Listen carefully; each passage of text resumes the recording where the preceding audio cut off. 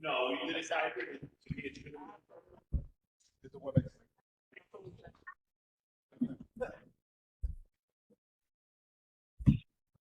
But it is mandatory for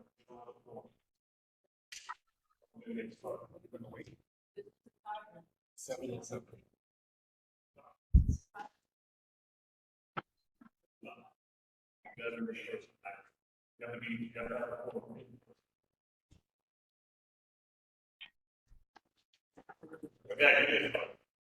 Okay.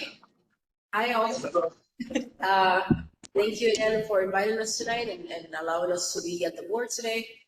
Again, my name is Taylor Thomas. I'm an urban designer at the Bronx office, and I'm joined today with my colleagues to speak with you about a very important and exciting initiative that's taking place in Community Board 12, which is the White Plains Road Neighborhood Plan. So today we have a short agenda because we'd like to focus more on your questions and your concerns. So today we'll speak about what is a neighborhood plan, why we're doing a neighborhood plan in White Plains Road, a bit about existing conditions in White Plains Road and in the adjacent and surrounding area. We'll speak about the neighborhood planning process, and then we'll talk to you about next steps. What are we doing right now? What's our next planning step in the process? And then we'll do a Q&A and a discussion with you about the plan. Okay, so before we jump into what is a neighborhood plan, we wanted to give you a rundown briefly about who we are as a city agency. So we are from the Department of City Planning, which is a city agency that plans for the strategic growth and development of the city. We engage with communities like yours to develop plans that align with local and citywide needs, like the project that we're here to discuss tonight. And we improve public space and the built environment, and we address historic inequities like the ones that we've been facing in the Bronx for a long time. Along with that, we also work on promoting housing production and affordability during economic development, coordinating investments for infrastructure and services, and support resilient, sustainable communities across the boroughs for a more equitable. Yes? One story when great.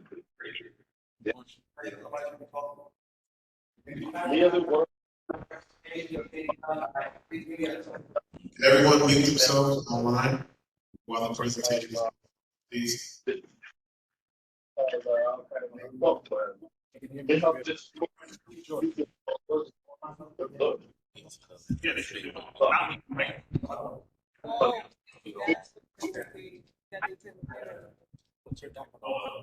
Turn that one off, and that's the one you got to use. Close the chat.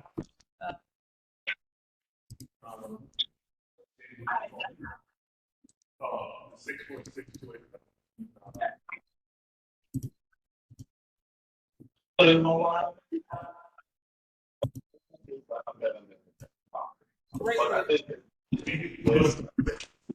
Can everyone please mute themselves online?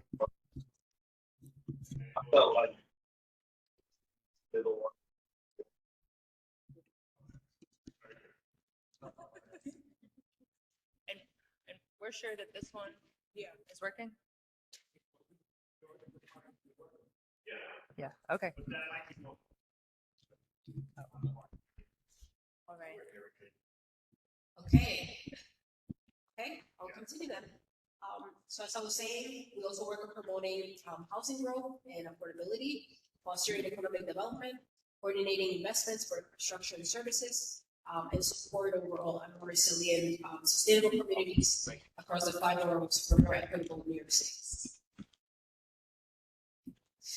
So we're excited tonight to speak with you, and we'll be speaking with the community for the past month and partnering with you to develop a neighborhood plan for White Plains Road. So a neighborhood plan establishes a vision, goals, and strategies for the future of White Plains Road. The plan is developed in close coordination and collaboration with DCP, so us today here, partner agencies, and community members, and guides how we will all work together to shape the next 15 to 20 years in the neighborhood and the surrounding area of White Plains Road. So I want to emphasize, again, the collaboration aspect of this. It's very important and highlighted. We have there on the screen the word shared vision. So it's together, not just one person or one group giving their opinion about web control. It's collaboration. It's very important for us to have all neighbors, including our community board members, are very much involved in the process throughout the months and the time that we'll be spending on the neighborhood planning process. So we've been speaking and collaborating and again discussing with elected officials, namely Council members Kevin Riley and Eric Dinowitz, to work on this plan and to think about what areas and opportunities are existing in the area that we could tap into to improve the condition in the area. So iPlan Road has already many positive assets, so we've been able to witness ourselves. Some improvements could be made and implemented to improve the lives and quality of life of people who reside in the area, excuse me, and those who will be moving into the area and see the opportunity and also see the good in this area and would like to move here. In particular, a neighborhood plan can help us lay foundation and identify tools to revitalize Parkland Road into the historic commercial corridor that it's always been and that it's known for throughout the Bronx by fostering more economic opportunity. And we're also looking to see and find tools to increase permanently affordable income housing and housing of all types. This is also a good time for us to remember that we're currently in a housing crisis, right? It's at the forefront of our mission at city planning, but also in the minds of many people who live around the area and throughout the Bronx and the city. The city also has more tools than ever before to address, housing crisis, but also other challenges that are facing communities, like the ones surrounding Webster Road. So we wanted to also give you a rundown of what are we referring to when we talk about an area, or our plan area, and what we'll be focusing on. So Webster Road is a pretty long corridor, as you're all aware of. But the neighborhood plan that we're speaking about today is focused on a specific section that is located fully within Community Board 12. So we'll be looking and following along Webster Road for the plan area, which is here on the map on the right, highlighted in slightly darker orange. That area starts from the north at the border of the Bronx and Mount Vernon, from Vernon and Westchester County. The boundary would then extend south about 4 miles all the way down to 80 Avenue. We're also looking at 2 intersecting commercial corridors that also have potential for improvements. The one on the north is 233rd Street, and then toward the south, we've also included a portion of East Hill Road. For the plan area, or the area again highlighted in darker orange, we'll be exploring potential for increased housing, particularly affordable housing, seeing ways to improve economic development and opportunities and infrastructure investments. We'll also be looking at an area surrounding Whitehead Road. So we did or laid out a buffer around the darker orange line, so the plan area, and we did a quarter-mile buffer around that to get a context area.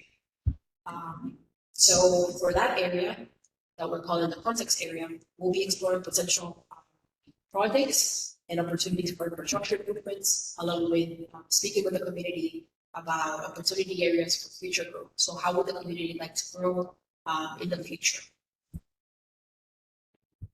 Okay. Related to existing conditions, so in preparation for the neighborhood plan, our city here, along with our team in Department of City Planning, we prepared and took a look at the existing conditions and data for the area to understand the challenges and opportunities there are in the area again. And here's some of what we found. There are a lot of great things about Webster Road. One of them being the rate of home ownership, which is currently at 32%. It's almost double than the borough-wide rate that we can find in the Bronx, which is great, and we'd like to work on preserving that. We also have a very active corridor with very strong history and identity.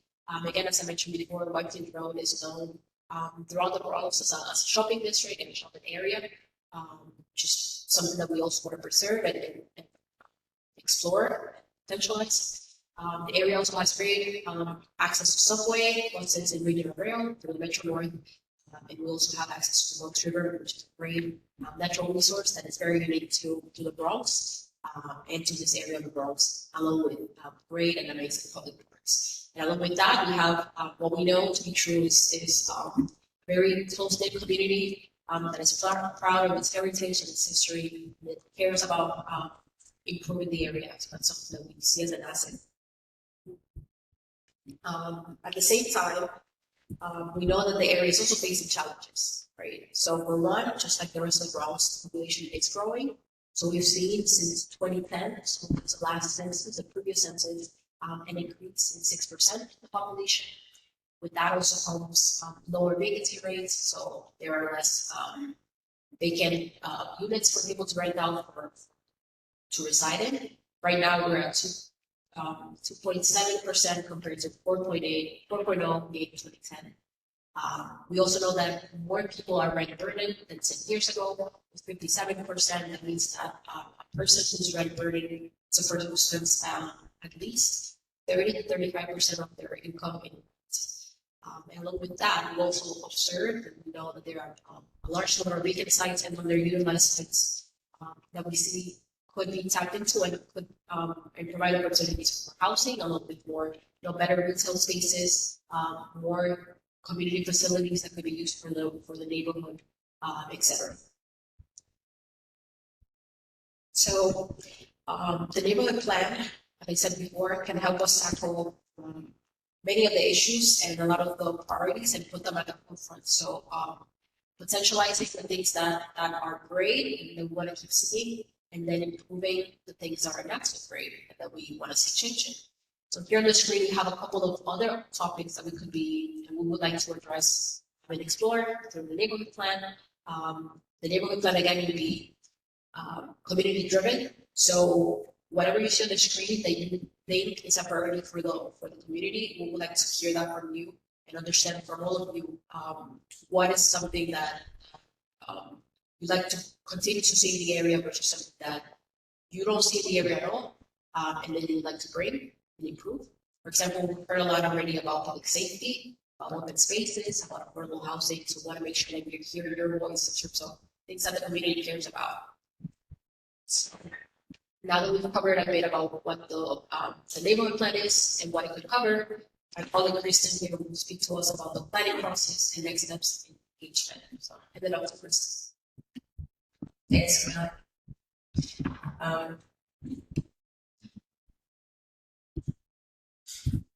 All right, so what exactly is the neighborhood planning process? So this is going to be an 18 to 24-month long process intended to facilitate conversations among the community members as well as our agency partners. We really want to hear from you and your input throughout every step of this process. So over the next year and a half, we will be working slowly and thoughtfully to build this plan in collaboration with you. So you'll see from the graphic above, the process is split into two different parts. The first being the community planning process. This is where we're working closely with the community to actually plan. We'll be listening to your input. We're then taking that feedback and then continuously building upon it to further refine the plan proposal. This could, for example, look like BxCB hosting a roundtable where we really get into the specifics of the topic. A list of recommendations may come out of that, and then from there we work to incorporate potential solutions. So, as I said, it's kind of a cycle where we're taking what the community is saying and saying, we heard this from you, and this is what we're thinking. Did we get this right? So this is what I mean by the whole point of the neighborhood planning process is to continuously gain your input and perspective to help shape the neighborhood plan. At the end of the phase, you see we're learn, create, refine. Right now we're in the learn phase. So we're going to release a document to show the community what we've developed. You'll see at the bottom you have the vision and goals, the neighborhood planning framework, as well as a draft neighborhood plan. Like I said, these are the interim goals for each of these phases, and we're going to use them to help you understand what we've learned and what's going to happen next. The next part of the process is the public review process, and this is where the plan is solidified and finalized. Being community board members, you're probably already familiar with the ULIP process, so this is going to follow the Uniform Land Review Procedure, which is our public review process for land use proposals to become law. The goal is for DCP to really help you feel prepared at every step to ensure that you know how to participate and how to be effective throughout this process. So you'll see from the graphic on the screen, the proposal will get a lot of input from a lot of different folks, including your community board, the DP's office, and as well as City Hall. I just want to really drive home the point that we really view your partnership as essential throughout every phase of this plan. The goal of the neighborhood planning process is to really foster an informed and inclusive dialogue and decision-making as we shape this proposal and identify resources.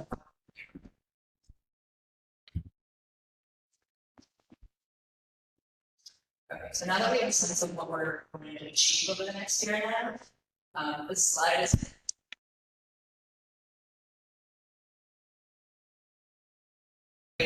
from broad outreach to sustained partnership.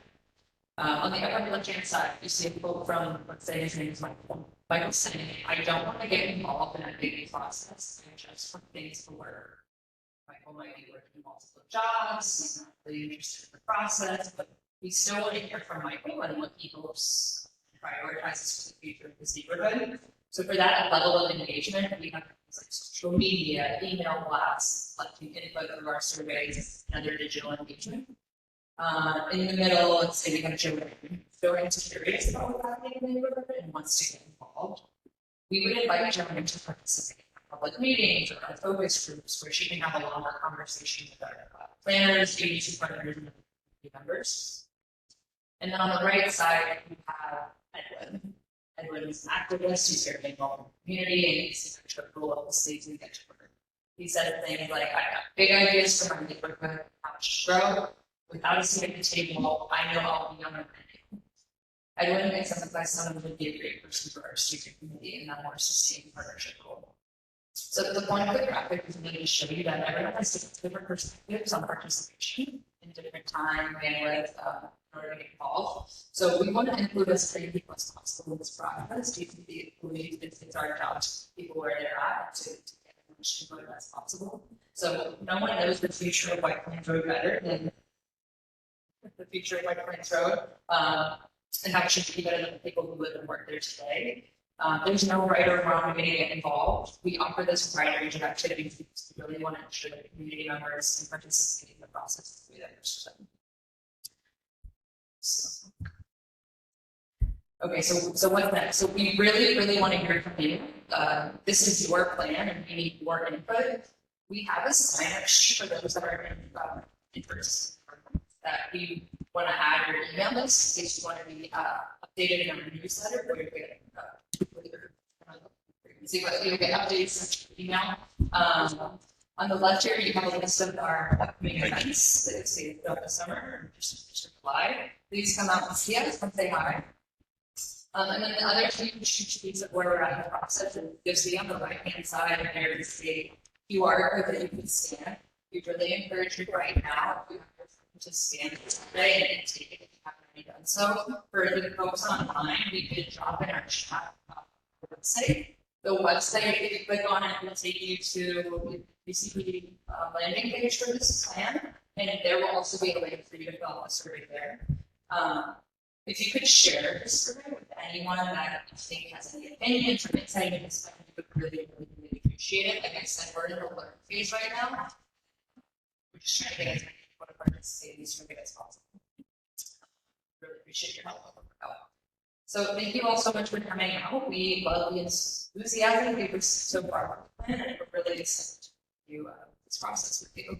And with that, we will turn it over for questions now.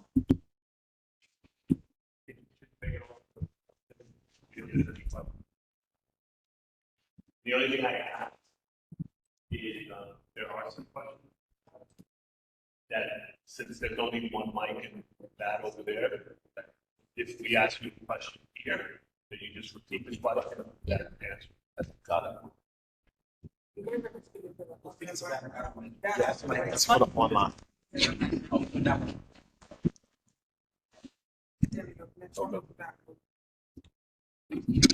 Okay.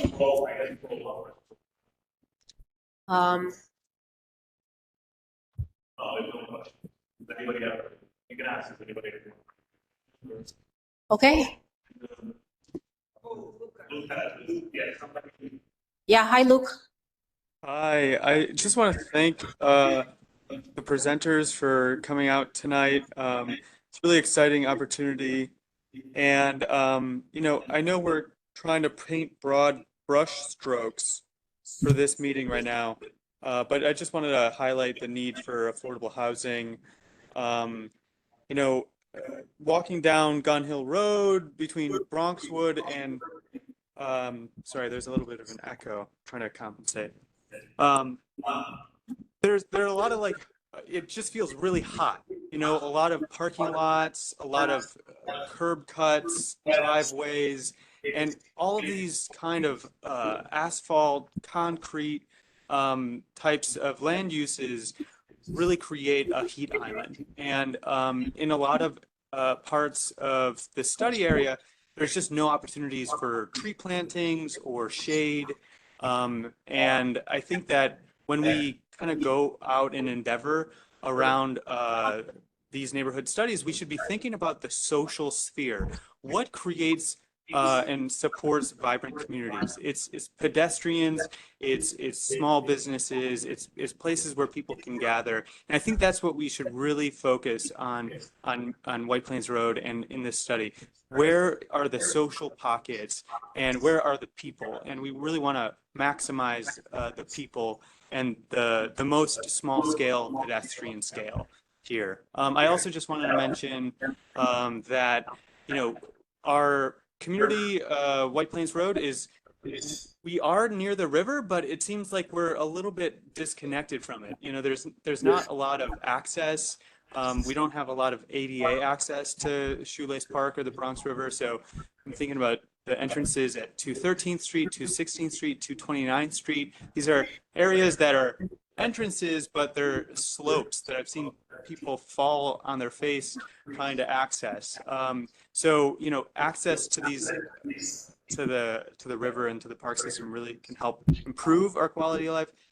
And I mentioned this at another meeting, but I really think we could use this rezoning or neighborhood plan as an opportunity to expand parkland. There's a section of Bronx Boulevard on the western side of the street. It's like the southbound lane between 211th Street and Duncan Avenue. That's kind of used by a lot of trailers, people camping out. This plan will hopefully address some of those housing insecure people, but I think we can really use this as an opportunity to connect Bronx Park and Shoelace Park. I'm dubbing it the Shoelace Park Connector. Part of that roadway is owned by Parks Department already. I think we should demap it and really connect Shoelace Park with the rest of the Bronx River Greenway. And this would be a wonderful opportunity to do that. And I'm also speaking as a personal, resident. I'm not speaking on behalf of my employer, which is a New York City agency. But I also think that this plan should consider making official parkland Bissell Gardens, which is really close to the neighborhood study area. These are two. This is another area that's just essential for park space. Much. Thank you so much. Thank you. We'll make a note of all of that. And I think it's great that you're mentioning open spaces, as well as housing and the opportunity to socialize. And I think that's something that, again, we take very seriously. And that's one of our goals to make, increase open space in Community Board 12 overall. So thank you again. Okay, I'm going to go down, but I don't see any other questions. Anyone else has any questions? I have a quick comment question. Yes. So New York City Economic Development Corporation has a handful of locations all over the city: Coney Island, Arthur Avenue, Navy Yard. I was wondering if on this White Plains corridor there's a space that could be used kind of similar to what they have over at Arthur Avenue, where you have, small retail and, restaurants or just like a food hall, that kind of thing. Maybe that could be kind of an anchor location for as far as economic development purposes. Oh, thank you. Yeah, so we're speaking with, and we're in collaboration with EDC and other city agencies to speak about the uses for city-owned sites, like the ones that you're describing. So EDC, along with other city agencies, do have some stake and ownership for some sites around the plan area, but we're still in discussions with them about ways to potentialize city-owned sites, the proper use of those. That's a great great point that you're making, and one that we'll bring up to them next time we meet with them. Yes, George. Yes, sir. You mentioned in the presentation, homeowners building homes. In this neighborhood plan, how do you said you wanted to increase that? And are we talking about like condos, co-ops, situations where we talking about? How do you do that? Yeah, that's a great question. I think for us, we'll just like to work on increasing affordable housing overall. I'll be honest, I think it's a little difficult for us to encourage per se home ownership like development. So we've seen throughout, and I'm sure you guys are aware, we've seen throughout the Bronx and like in the new developments that are going up in White Plains Road, a lot of rental because that's what developers see. It's feasible for them and marketable for them. So on our side, we do encourage home ownership where when we think that the owners or the developers are amenable to that. For us, we'll continue to work not just on for new development going up, encourage that, but also support for existing homeowners. So we are not looking to drive anyone out of their home. We want to preserve the homeownership that's existing, and then seeing ways and tools to see how we can continue to increase the homeownership rate in the area. So it's half and half.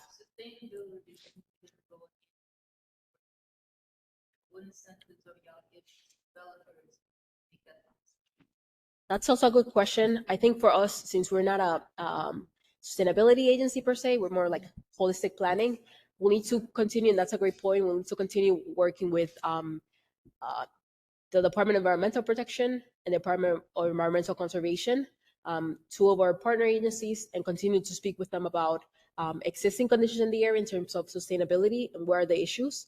And then we can, follow up with you all to talk about like where we're standing and things that we could do to make sure that developers are being as responsible as they can be when they build out. Yeah, I just wanted to know about the grants, whatever's needed for the existing homeownership, that the needs of the existing homeownerships that the owners are now living in.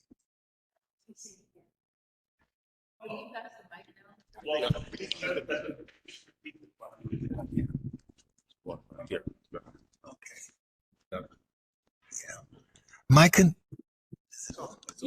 Yeah. My concern is the home ownership, the homes that exist that the owners are not living in, and the sustainability of those homes.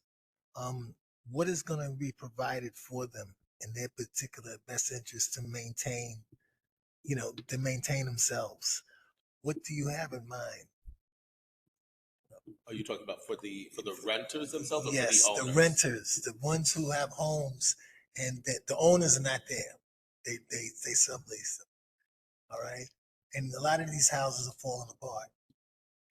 All right. And they're in dire need of monetary, you had neighborhood housing services, but they seem to point more towards home ownership than fixing the existing, the existing homes that are here. So what could be done with regards to getting that type of workmanship for the homes that are already here? Yeah, so I think that's a really great question. I think, one of the things that Camille already mentioned was that, you have a really strong home ownership base here. And so we're working with housing preservation and development to figure out like what are the types of tools, whether they be grants, other things that can benefit the existing home ownerships here and strengthen that. And so I don't know that we don't know all the programs off the top of our heads or right now, but certainly I think we recognize home ownership is important here. It's a really strong home ownership percentage. And so figuring out with them what resources we can deploy here to your point to, I think, support some of these existing homes that may need repairs, those kind of things, or people that just want to make improvements. So that's a work in progress. And we're certainly working with housing preservation and development to think about what those tools might be.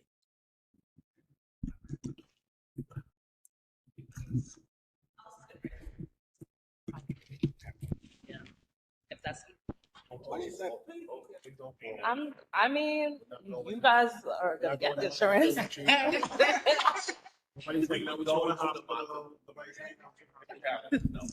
I feel attacked.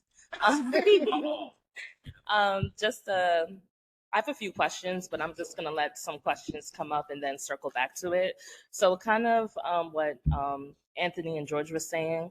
I think that when we're speaking of home ownership, a lot of any plot, any parking space, just anything is looked at as we could build a building. And I understand that technically that's on the developers. Like we have no kind of control on what they want to build there. But I think that one of the essence and the reason why our area is popular is because we have a lot of home ownership and space.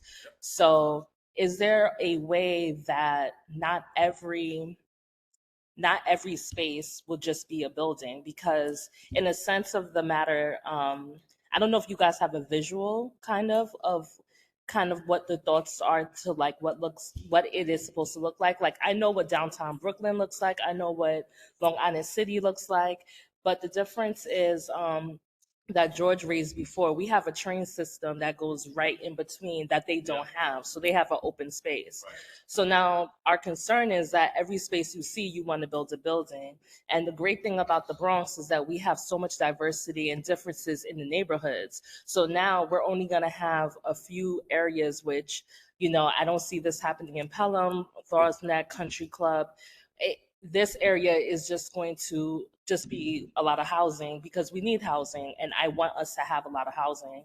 But I also want to figure out how we're going to keep residents here, because when we talk about affordable housing, we're just mostly talking about apartments and rentals. We're really not talking about like people, getting into some type of housing, because at that point, the people who have housing are probably going to stay or they're going to sell. So we kind of don't know, right? We can't really speak to the future.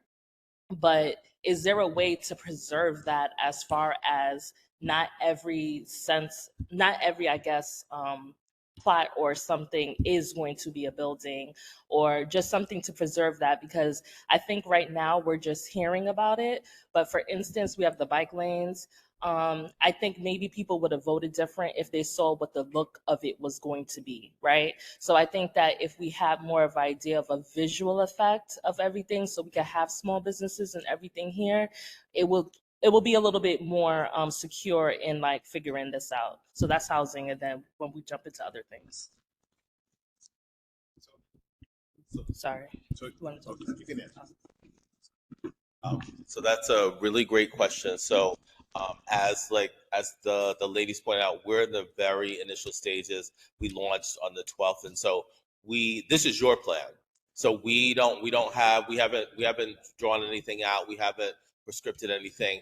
We are dependent on you all telling us what the plan should look like. So that includes so you mentioned not every plot of land should be a building. So we want to hear that. If there are particular spaces, I think Luke had pointed out an area where he thought, it could be a great place for a connector. So we want to hear all of those ideas as we put this plan together, because I think, as we mentioned on the 12th, and we stated again here today, and we will continue to reiterate, this is not our plan. We are a conduit, and we're here to help facilitate and make your vision come to life. And so we need to hear from you guys. We need to get survey responses. We need you guys to be our eyes and ears, to get other folks in the neighborhood, to get them engaged, because the more that we hear from folks, the better the plan will be, and the more that it will reflect your vision for the future of White Plains Road. George.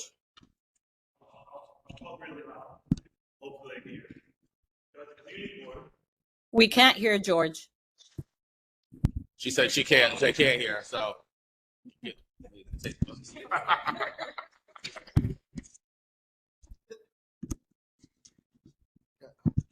Oh, all right. So I was saying, as a community board, we didn't vote for the City of Yes. Can you speak to how the City of Yes and this neighborhood plan, I guess, overlap? Because the City of Yes is more expansive than your conceptual or your map area, because this is just White Plains Road. City of Yes allows for greater density in the buildings, and is what I understood, and it ranged from like White Plains Road and, within I don't know if you can define what the transit district is then versus what this is. Is this just for White Plains Road? Or is this plan, the neighborhood plan, just for White Plains Road? And then how is it different than City of Yes, which is larger than the White Plains Road neighborhood plan? Got it. Connect to City of Yes.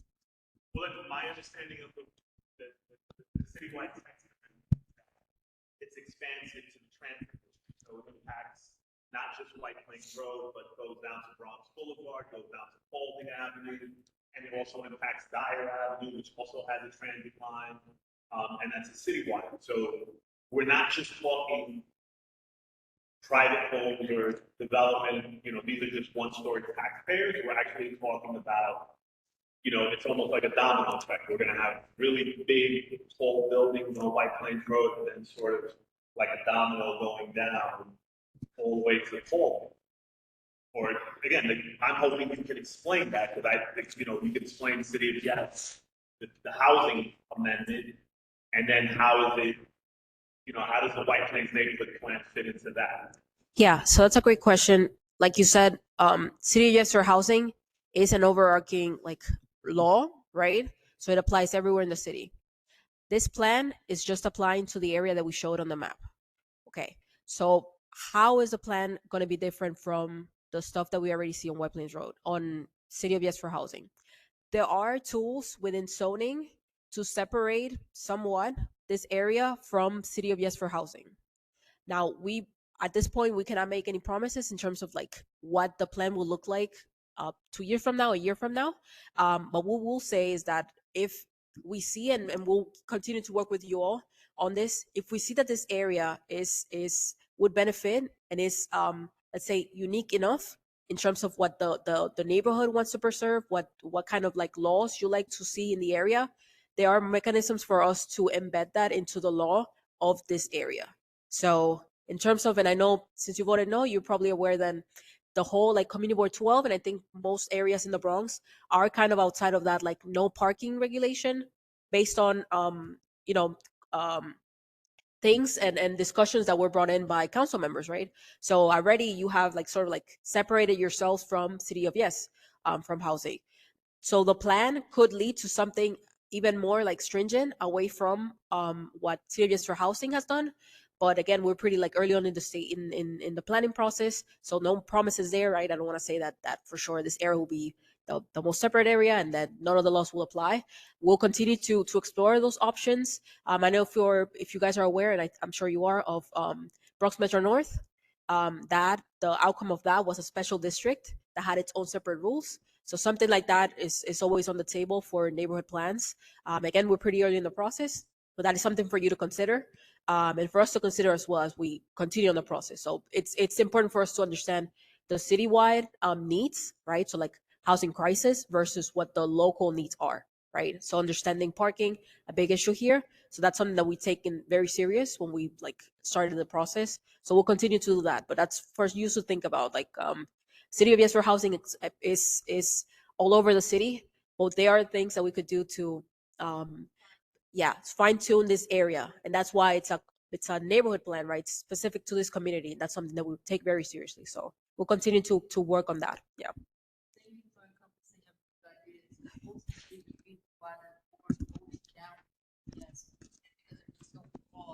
In its planning, right? The main things that we are actually concerned about is everything that was in your presentation. And to just echo what George and Ariel was saying, what is it actually going to look like? And is it going to be a reflection of what this community actually needs/wants? So I love the fact that you started off this presentation with the fact that, yes, we are in a housing crisis. We all want to do our due diligence of addressing that issue. In terms of the stats, meaning the research that you've already done, about how many, a ballpark number, would you say amount of residents need homes here within this space? So from one end of White Plains Road to 233rd to, let's say, 211th Street, how much housing do you think is needed? Because that would help us to be able to understand in between all these lots, this whole street, there are plenty of lots. So the Ariel's point and the George's point, and to my point from when we first started talking about the city, yes, we don't want to see just a skyline of buildings going across the trains. We want to be able to have some spaces be utilized as green spaces or maybe even utility spaces for businesses. Those options should be open. And with the whole city of yes, the best part of it was that it opened the discussion to changing the zones, which was a prohibiting factor of being able to even idealize about how White Plains Road could look like. So we have to first address what we need first. So how many people actually need housing in this sphere? I mean, that's where we came in. That's the whole goal. It's like Yeah. we're literally going from Swala, going out there, getting this way, passing out. And can you pass this? To address that concern. So one of the things that you saw was the vacancy rate, which directly relates to the housing crisis. So the more that we can create opportunities and create new housing, it takes a lot of that pressure. And so, if there are more opportunities for folks, one of the things we talk about is how high rents are. And rents are really high because the vacancy rate is so low and the demand is outpacing the supply by a great number. So this is an opportunity for us to, we won't write all of that, but to chip away at that a little bit in a way that makes sense and can address some of the needs that are here local in this neighborhood. Here a little while ago. We also had Bronx Works come here a little while ago. These organizations have been around in the Bronx period for 20 plus years. And they're already helping with the homelessness and displacement issue. But they would have literally an idea of like who you actually need to meet first. Because we want to make sure that, everyone has a space to live. But there are people here that have been here, living here in sort of a vagabond sort of situation for decades because of the fact they literally can't afford to rent here. One other thing I want to just recommend to you guys as you and this is not just but for everyone as you go through this process. So, you talked about who needs housing. So be as specific and detailed as possible. Just, put it all out there. There's no guarantee that we can address all of it, but put all the ideas on the table so that we can work with our agency partners and strategize with you all collectively to figure out what makes the most sense and where we should prioritizing. And I'm just making this up as an example. So for example, let's say we hear we really need to really focus on creating housing for seniors or people who are 55 plus. So if we hear that as sort of a resounding theme or something, that's something that we go back with our agency partners, HPD and with others, and we figure out how we strategize to maybe address some of these. And I'm using that just as an example of one type of housing, but all of that is to say, we want to really encourage an open dialogue. We want you guys to be as detailed as possible. So, we want affordable housing. We want this type of affordable housing. We want it maybe at these levels of AMIs. We want to address, maybe it's seniors, maybe we want more family units, whatever that is. Let's talk about all of that. You're welcome. Two people online. Okay, Bobby Link, you have a question?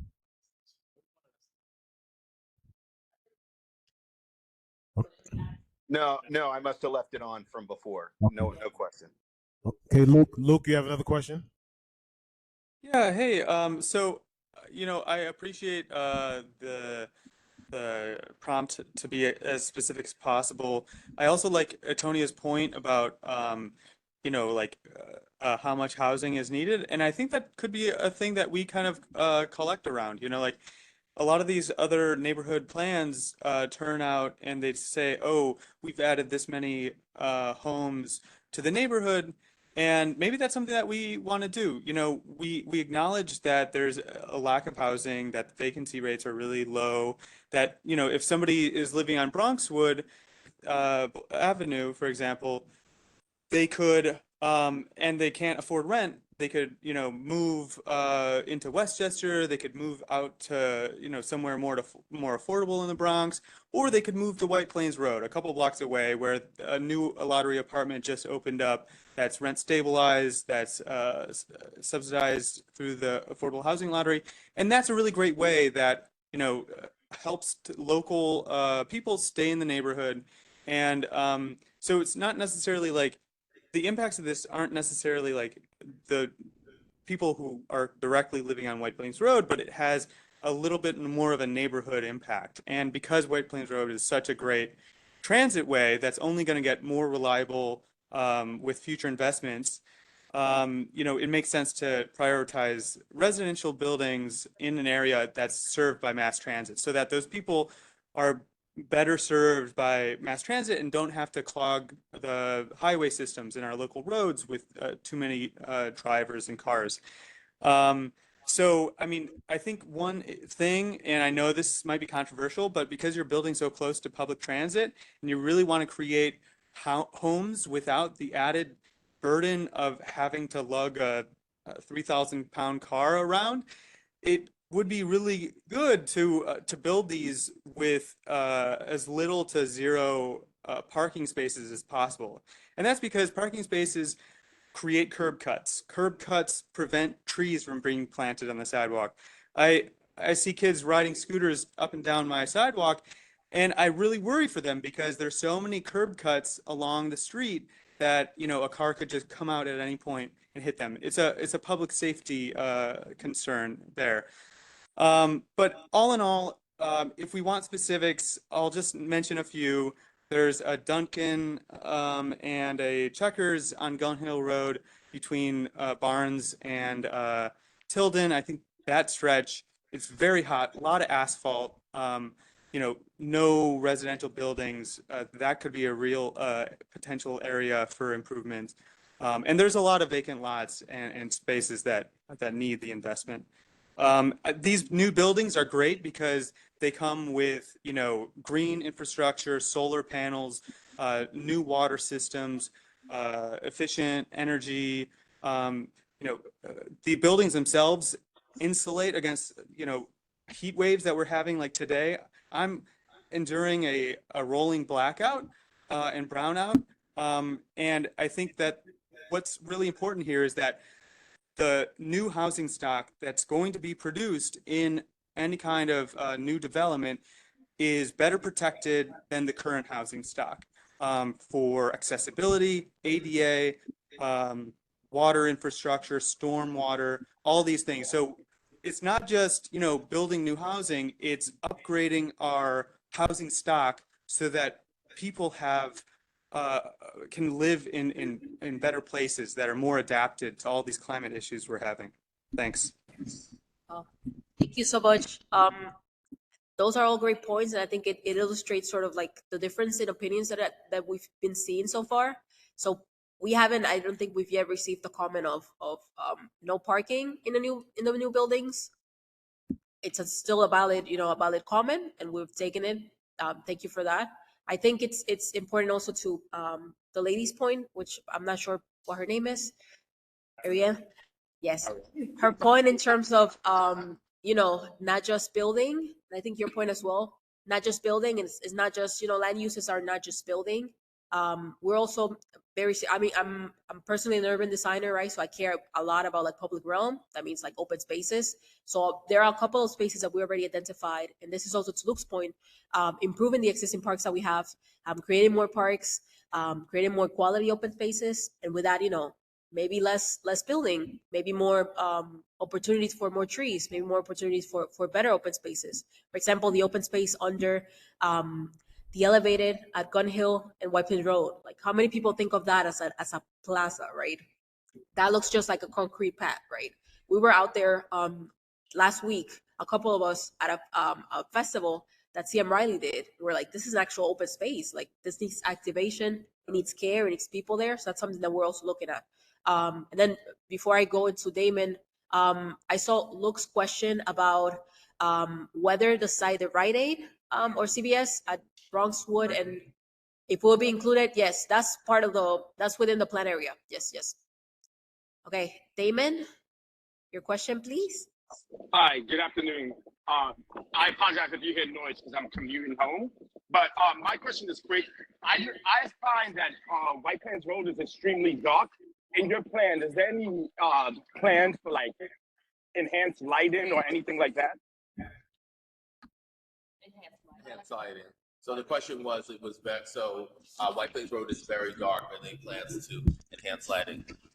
That's a great point. Again, we're taking it all back. Those are really great points. And so obviously, if lighting is something that folks are identifying and that it's dark, we certainly want to work with our agency partners and figure out a way to address that concern. Yes, George.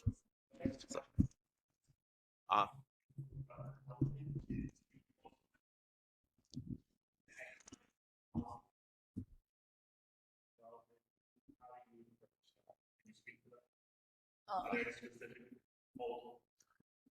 No. I'm not dodging. Oh, sorry. So the question was about economic development. Are there any specific proposals on the table at the moment? So we're in the very initial stages. I think what we do know is that there are opportunities for additional economic opportunities. We know that this is a vibrant corridor. There's lots of retail here. We do know that we've heard from many folks that there's not enough diversity in the retail. So, I think that's one thing that we want to figure out with agency partners, with you, how we maybe address that. Privately owned property, it's a little bit tricky, but certainly I think we heard that, but we've been out here many times over the last year and a half. And, even I've commented, you walk on one block and there are like 3 barbershops and 2 beauty salons on the same block. Listen, everybody needs a beauty salon and a barber, even me. But I don't know, so maybe not as many. But again, really valid point. I think what we want to do is we want to continue. We're in the learn phase. And so one of the things I want to reiterate is that all the things you guys are telling us are great. We're taking that all back. We want to hear from even more of you guys, board members, your neighbors, your friends. We put the link in the chat. Those survey responses are really helpful because we look at them on a pretty regular basis, many times during the week. We tell everything, and we want to get a sense of what are the top issues that we should be focusing on as a city as a part of this plan. So I want to encourage folks to continue to give us your ideas and ask questions, but also this is a really unique opportunity. Every place in the city or even the borough doesn't get the opportunity to engage in a neighborhood planning process and a neighborhood plan. So I want to make sure that you guys are taking full advantage of that. And that means, listen, every single person won't participate, but getting as much participation and input as possible. Pass it back to Ariel. I just want to say one thing. I don't think that as you mentioned, downtown Brooklyn, we don't want that, right? I'm saying, but we don't want it to look like that. Right. But in Long Island City, right? Right, but I'm saying I don't think that that's what we're looking for, especially on White Plains Road, which is dark, like Damon said. It's dark. I mean, for us to have 20-story buildings and 30-story buildings on White Plains Road, it just doesn't fit the scope. I think, yeah, it doesn't fit it at all. That's all I had to say. Very stuff, Main Street. So you know how every town in America has history where everyone comes, they have dinner. They go to different restaurants, small businesses. We want something along those lines so that people have a reprieve. So they still have their feeling of having the home ownership, the space, the yard, the suburban sort of like feeling, but still have that urban setting that isn't overwhelming like everyone's saying. So we want them to making the buildings packed at maybe 5 stories. One that would make it, I'm not sure if this is entirely still a rule, so please feel free to correct me. But if a building is 5 stories tall, it doesn't demand or there's no requirement for an elevator, right? I believe that's correct. Right. So if we capped off a building at 10 stories, that's not a huge monster of a building in the world. But even if you put it at just 7 stories and then made the rest of that space above it green space, things like that already is crunching 5 different issues where we don't have a lot of outdoor space outside of you just going to the park. Now you have space as a resident that you can go to, as well as businesses now have rooftop terraces, which everybody loves in the city, or in Brooklyn and anywhere else. They want to be able, they want to get that type of city feel without having to go all the way to the city. Like if you live uptown in the Bronx, everyone knows when you say you going to the city, you mean you going to Harlem, you mean you going downtown, you mean you going to Brooklyn.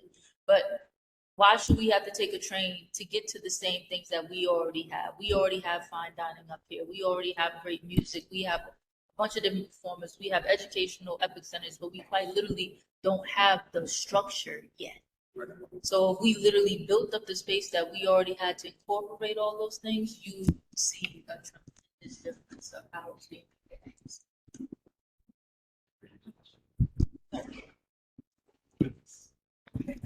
Hi, so I was going to mention that. So for the small businesses in our area, I know that we're doing that outreach to the community board and to people who will make those events. But also, I think that the outreach has to be with the people who are currently owning business on White Plains Road. So we have a lot of small businesses. We do have a lot of similar shops going on.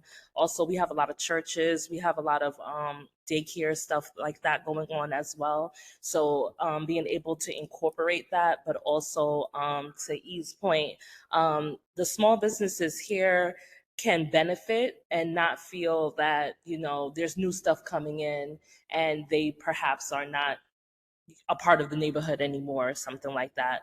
I think it's also important that what Luke was saying about the Greenway, I would love that it will be incorporated in some type of way. I know that they have different cities that make sure that their trees and stuff are not affected. Also, we have health issues in the Bronx, so that would be very beneficial to us to have little things like that. But to another point of E is we do travel a lot to go outside. We also have our neighborhoods of like Yonkers, Westchester, and stuff like that. And then sometimes we do travel into the city. Now, when I'm traveling inside the Bronx, in Community Board 12, there are not that many places for me to go to. And it's really hard for us to dictate who's going to buy business here, right? Like the same as developers. We can't say, I mean, if you want to open up a nail salon and that's what you do, that's, kind of what you do. But is there a way to, I'm sorry? Yeah, like, and well, not really curtail that, but as far as promoting, because like what we would like, or I would say what I would like, when they took away the Barnes and Nobles in co-op, we know that that changed like 3 times, and we already knew that nothing there works. The issue with that is that I see, I don't know if everybody else sees, a lot of people like to study, they want to go to cafes, we don't have any. We don't have that at all. So Barnes and Noble, I don't even know if we could be like, hey, can you come back? It would be great. It would be great if we had some small businesses that had cafes that had certain things, because my friend and I literally go to Westchester and New Rochelle and stuff to find their cafes. So we're always venturing out. So I think that what we are in the need of, we are in need of community spaces. We need more community spaces. I feel that White Plains Road can be that main street where you see people come in and out. I would love for it to have a look. I want us to have like a distinct kind of look, not to say that it has to be uniformed, like this is, Community Board 12, but to show that it's not just a whole bunch of shops just being sprouted out. So if there was a way for greenery, for it to look like something, because we do have the train and I know the lighting will help a lot too, but it has to be someplace where people want to stay and raise their families. I feel that in the Bronx, not because I'm born and raised here, I feel like this section of the Bronx has so much opportunity for that, but unfortunately it's not right now. And we can't plan for right now, but if we have these parks like people can go to and we can do these things, it will be great. So I would just say, just to round it up, literal contacts, just to have more of a community-based look for our White Plains, especially going down from Gun Hill. And then we have that section from 238 to 241st. That's really kind of dark, like they're getting buildings, or I don't know what they're doing. But warehouse, it's very industrial. It's very industrial. It has its own little kind of thing to it. So and if we do have that, just trying to figure what that looks like. But I think that's what we're feeling right now. That's how we kind of want it to look. I'm sorry, go ahead. Can I jump in? Yeah, go ahead. Go ahead, Hey, Sabrina, then I'll talk. what's up, y'all? So I can tell you exactly what's going on 241st and White Plains Road. I grew up there my whole life, and I can't stand what is happening. It is very dark. They just put that big building there. It's 250 units. You're bringing so many more people into the neighborhood, and it's already a hangout spot. The businesses that are there warrant people to come stand and hang out and loiter all day, all night, smoke weed, drink.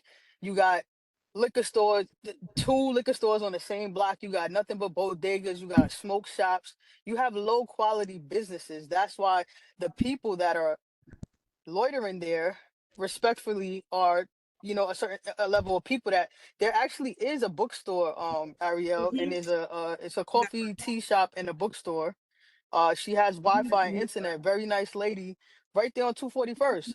But if people don't know that she's there and they don't patronize her, she can't stay there for long. And then we go right back to just having these low quality businesses. So I was excited when we said we were going to start highlighting small businesses because that's the only way they can hang around. But you have to have a certain quality of people that are going to go to those type of businesses to keep those small businesses in business. Everybody, everybody's going to go to the liquor store. Everybody's going to go to the bodega. But who's going to really go read a book? Those are the people that we need to bring in and habitate neighborhoods like 241st, because I don't even shop in 241st in my own neighborhood. I don't like going around there. I used to walk my dog. I don't even buy stuff from my own neighborhood. I go to other people's neighborhood, and it shouldn't be like that. And I feel like the more you allow like the city of Yes with these big buildings all over the place, you're bringing even more people into the neighborhood, and things are just going to continue to get worse. And the only time things change on 241st is if somebody gets shot or stabbed, and then the police are there for 2 days or 3 days, and then all of the hoodlum respectfully people, they scatter, and then as soon as the police leave, they all come back. So I don't like the idea of these big buildings because you're bringing more people into the neighborhoods that are of a certain quality when you're trying to change the dynamic. It starts with the people, because the people patronize the businesses. You understand what I'm saying? So We got you, Sabrina. One thing I just wanted to touch upon was like a lot of crime happens on White Plains Road. So my thing is, how are we putting that into this plan? Because yes, there's a lot of areas that are not well lit, and like Sabrina just said, there's a lot of stuff that happens, but it doesn't happen until something happens. And then when it happens for a period of time, and then things go back to the way that they were before that. So for me, a big thing of this plan should be, how are we going to like have something that's going to help with all of the stuff that happens? Most people don't want to come on White Plains Road after a certain time. Like it's like, yeah, no, like, no, I'm not driving over here. I'm not walking over here. I don't want to take the bus over here. And I'm just telling you because I was on 233rd the other day, and I was like, I'm not even getting on the bus. I'm gonna get in the Uber, because that's just how sketchy the area was looking. And we're talking about like 6, 7 o'clock, and it's still light out. So my thing is, how are we going to talk about those things that are happening in the neighborhood that need to kind of be addressed also? Yeah, yeah. Want that. I agree. You have to make sure that we do services.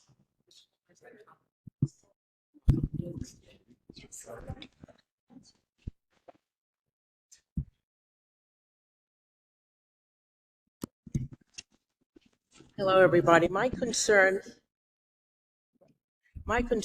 is the character of the neighborhood. My family and has owned a house in this area for the past 60 years. My daughters just purchased a house in the neighborhood. Hopefully they'll be here for the next few years anyway. This used to be a neighborhood of homeowners, people who appreciated their home, people who were invested financially.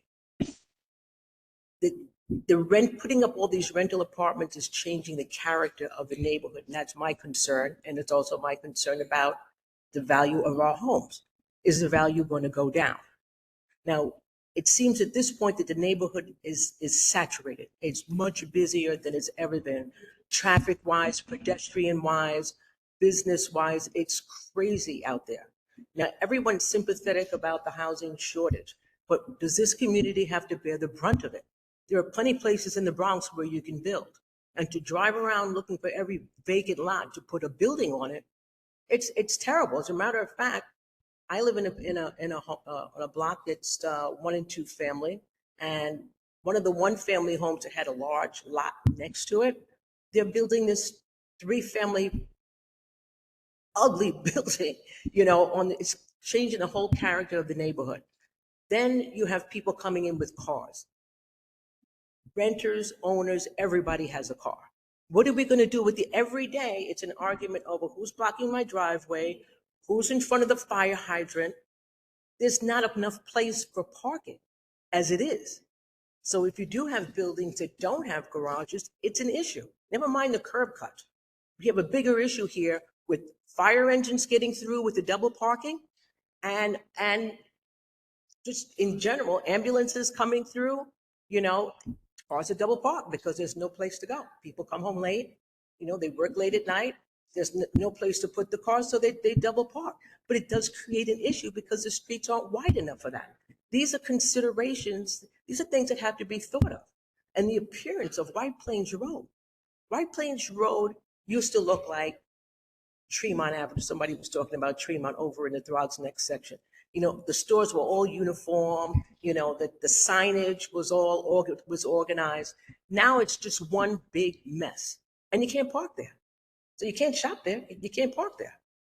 It's basically, I guess, for pedestrians, but I would like to go to a store on White Plains Road. Maybe I don't want to carry my packages. I want to bring my car. There's no place to park. They have this diagonal parking, which is impossible. How are you going to back in on a very narrow, crowded street? It's a hazard. So there are a lot of issues with it. I understand that there is a housing crisis. I think there are plenty of places to build homes other than this community. I've seen so many buildings go up already. I think we've reached the limit, quite frankly, in this community. Let's move on and build houses somewhere else. That's it. Thank you. Sure. Does anybody else have any questions? I don't have a question, but I did want to piggyback off of what she just said. The people that live in the buildings are the ones who, in my experience and living where I live, they have the reckless behavior when it comes to caring about the neighborhood. The homeowners are the ones that care. They'll sweep up. They park correctly. It's the people that live in these big buildings. There's the guy that parked on the sidewalk. I've had to call 311 several times. They blocked one time. I had to rush my mom to the hospital. I had to call an ambulance because we couldn't even get out of our driveway because they parked in front of our driveway. So, gist of the matter is, this is just going to continue to get worse if you keep putting these big buildings where it's already saturated with people. We don't need any more. Okay. Sorry, I had a question.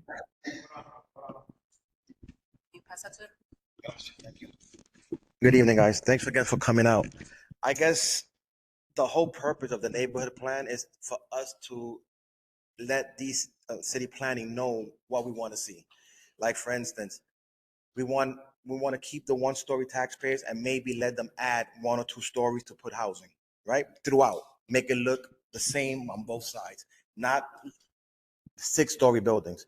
Restaurants, somebody mentioned, all these, restaurants that we have, the bodegas. I mean, on 233rd, between 232nd and 233rd, you have McDonald's, the chicken spot, Wendy's. You have like 13,000, fast food restaurants.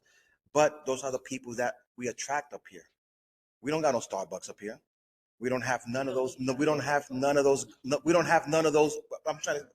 We don't have none of those businesses, unfortunately, because they don't attract over here. White Plains Road is dark. It's dark. I mean, that has potential. It does.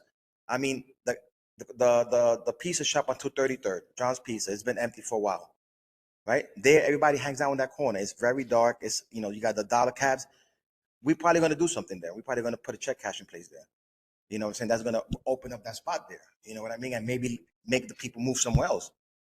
But, I mean, we could say a lot of things. We just got to let them know what we want to see. This is what we want to see. They're going to take it into consideration. I mean, you can like I always mentioned Jerome Avenue rezoning when you worked on Jerome Avenue rezoning. That was a big rezoning issue on that corridor, a big issue, and you guys overcame it. And look at it now. There's a lot of nice stuff going on that side of the Bronx. We need that up here. Eventually we'll get it, but it's going to take time. Discussions. This is what we want to see. Put it together, make a presentation, and maybe people will see things differently. I know one time on a Saturday we had city planning here when Cecil was here. They came on a Saturday, an urban designer. He bought a piece of paper, and as we were telling him stuff, he was just drawing stuff. By the time it was done, we were like, wow, that's how it's going to look. And people said, wow. You know what I'm saying, on Boston Road. And, we just started telling him, oh, put this. He put a tree, he put this, a corridor, blah, blah, blah, blah, blah. And when it was said and done, it looked beautiful.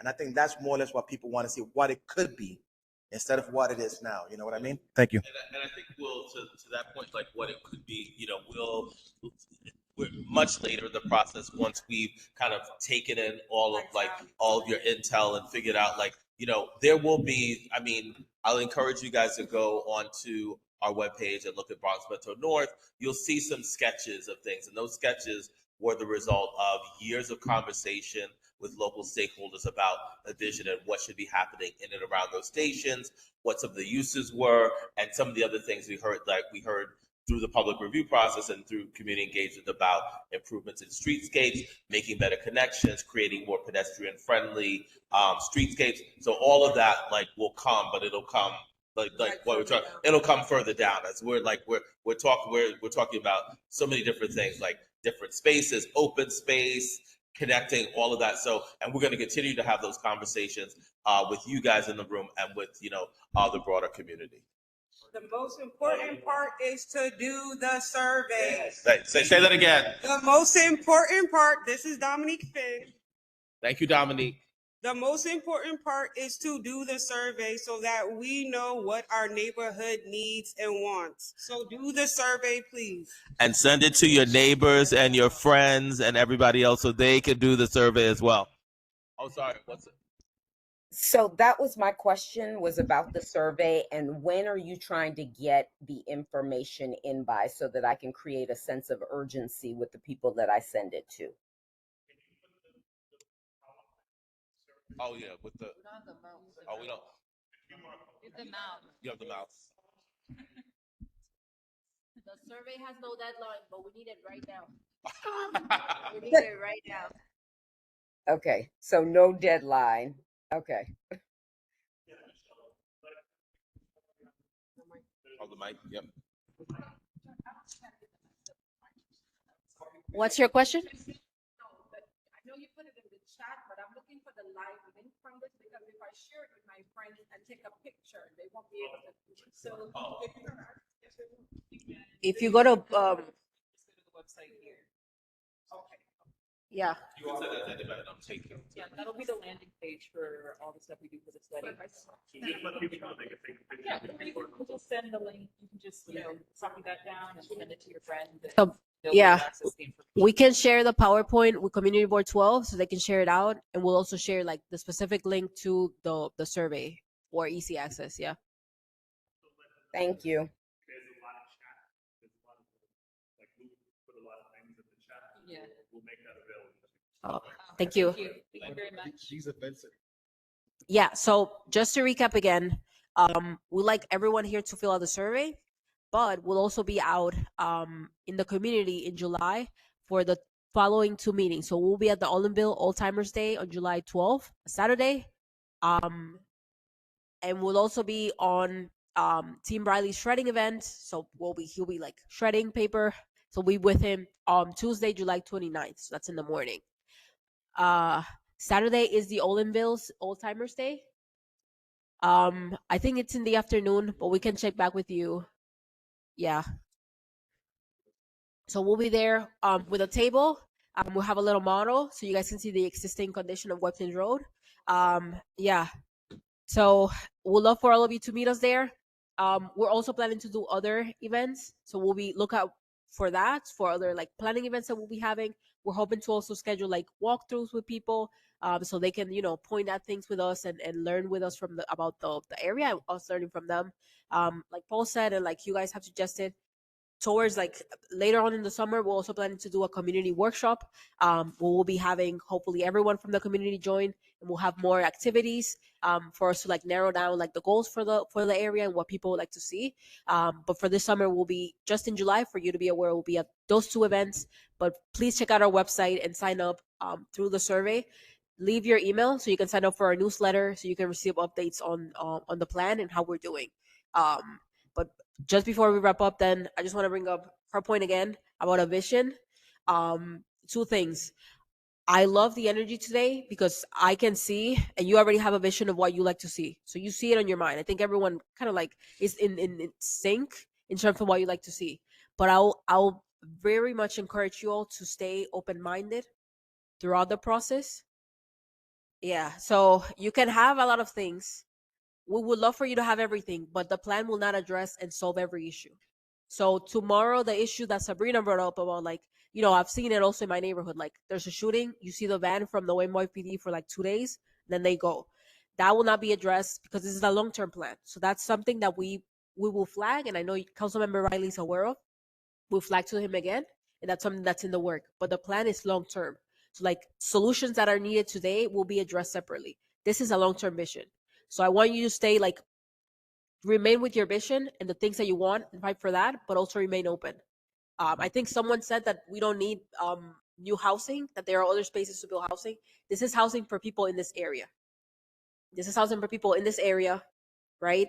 It's not that there isn't a need here. There are a lot of people, and we've spoken with them. I think on Tuesday we met a young man. He's been looking for housing in the area, like couch hopping for 3 years.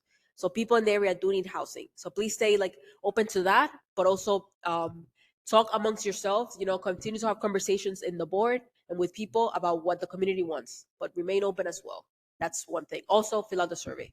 That will be it. New time today is 12 to 7. 12 to 7. Yeah.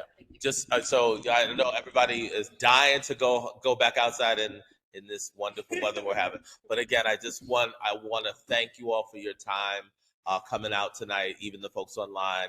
It's to say it's a hot day is an understatement. We really appreciate your time. We're looking forward to working with you guys. I do want to just underscore what Camila said.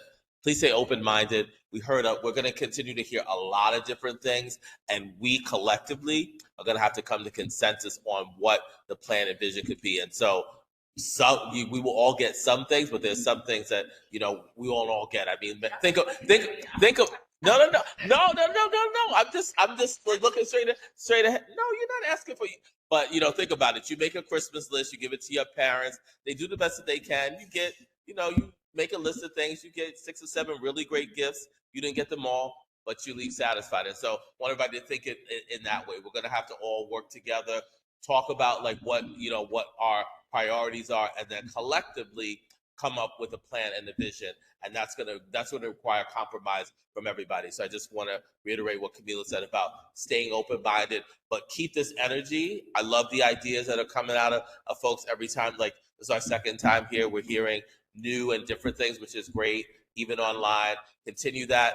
I also just want to reiterate, so do the survey, but also if you belong to an organization, anybody who goes to church, take the survey, show people the QR code as they're putting money in the basket. They can click, do the survey. It takes 2 seconds. I'm beating this drum because we really, really, really, this initial phase, this whole process, we want to continue to hear from folks. But these first few months are really critical for us to really get a sense of what are the top issues are and what we should be thinking about in terms of how do we address those issues. But in order to do that, we need you guys. So, okay, thank you. Can I just make one last point? So behind a large church, it's a Catholic church on Gun Hill Road, south side, just the southeast corner of Barnes Avenue and Gun Hill.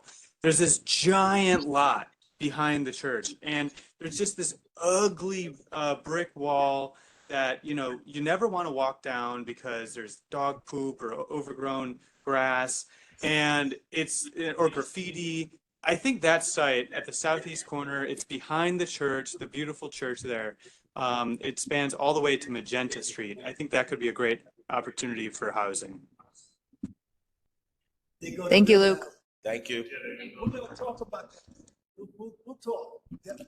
When they tell us They're gonna build, They can't- we're working with the church. I say we, Gun Hill.